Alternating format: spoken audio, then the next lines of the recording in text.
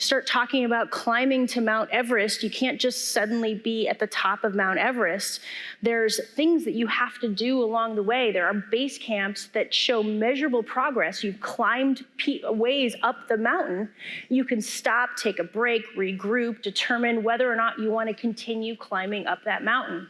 The people climbing up the mountain are there, they're an expedition. They become a team. And we're gonna talk about what it means to take a vertical slice of teams through an expedition and why that's important. We have, the 4 quadrants are made up of 2 axes. So we have the x-axis, and that axis is about your organization. Your organization is either designed for predictability or it's designed for adaptability. A lot of organizations have tons of process, and that process exists for a reason. There's some reasons that it's there, but it has lots of process that people have to go through in order to be able to get working, tested product out the door. You also have organizations that are adaptable, and adaptable organizations are ones that don't have as much process. So you think about organizations designed for predictability. As I'm working with Lockheed Martin is designed for predictability. There's lots of process, and there's lots of good reason for that process. They want to make sure that they're delivering product that's secure. Or you have organizations that are designed for adaptability. And organizations that are designed for adaptability, you think about startups. A lot of startups, they just don't have a lot of process. They don't have the people to put that process in place. They just need to get things out the door as quickly as possible. And then on the y-axis, we have a measure of markets. And markets are either emergent or they're convergent. In emergent markets, we're not exactly sure what our product is. We're still working through what it is that we want to build that our customers are going to then want to go buy.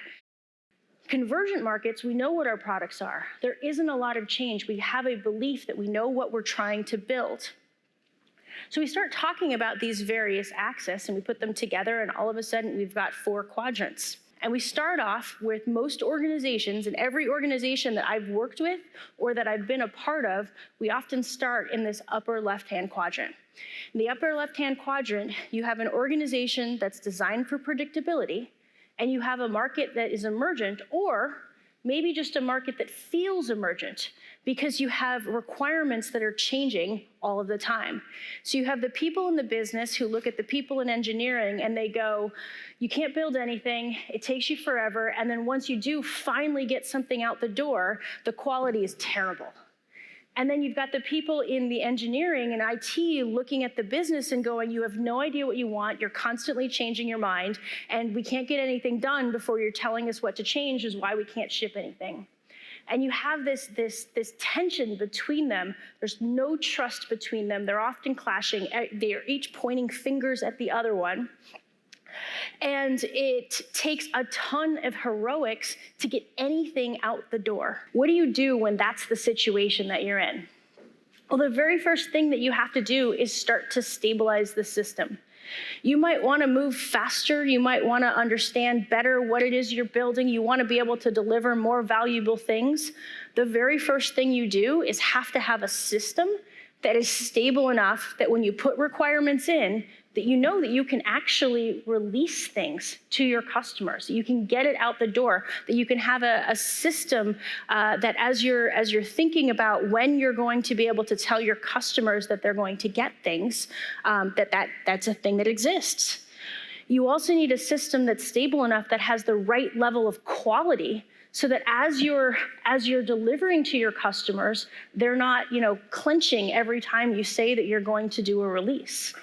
It's unnerving when your customers are saying, no, please release less frequently because we don't trust the releases that you have. So you need a stable system that's predictable and has a good level of quality. As you start to continue that journey up the mountain, we start talking about Basecamp 2. We're talking about reducing batch size in order to increase the flow of work. Thinking about things like breaking things down into smaller backlog items so we can start to make better bets and make smaller bets, get faster feedback loops from our customers.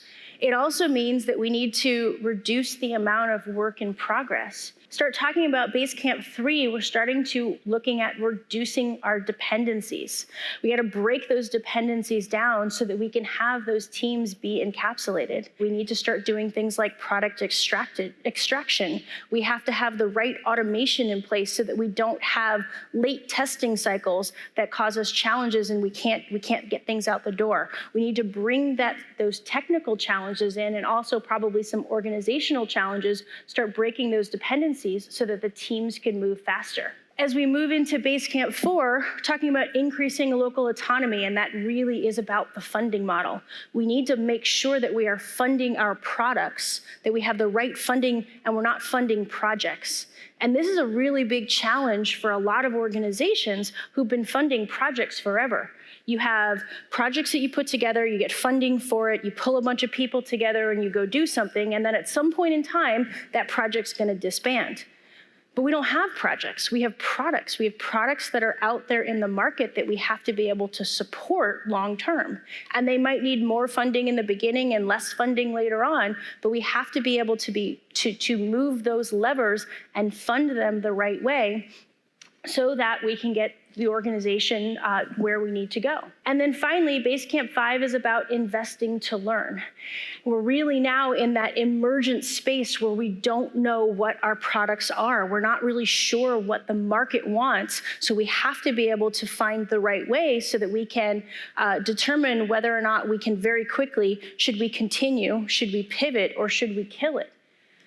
I've been a part of a number of products throughout my career where everybody knew that what we were doing wasn't going to go anywhere, but we had spent so much money on it that we just kept investing in it, hoping that somehow we were going to find the customer who was going to be like, oh yeah, that thing you've been building for the last 3 years where you don't have any customers buying it, now I want that. And we want to be able to not spend 3 years developing something and then find that that thing doesn't exist anymore. As you're thinking about this Basecamp model, we look at the organization, but we also look at the capabilities within the organization. Not every capability, not every product in your organization needs to go to Basecamp 5. There is an economic investment, there's a time investment, there's a change fatigue investment. As you're continuing up the mountain, you have to make the decision whether it's right for your organization and whether it's right for that part of your organization.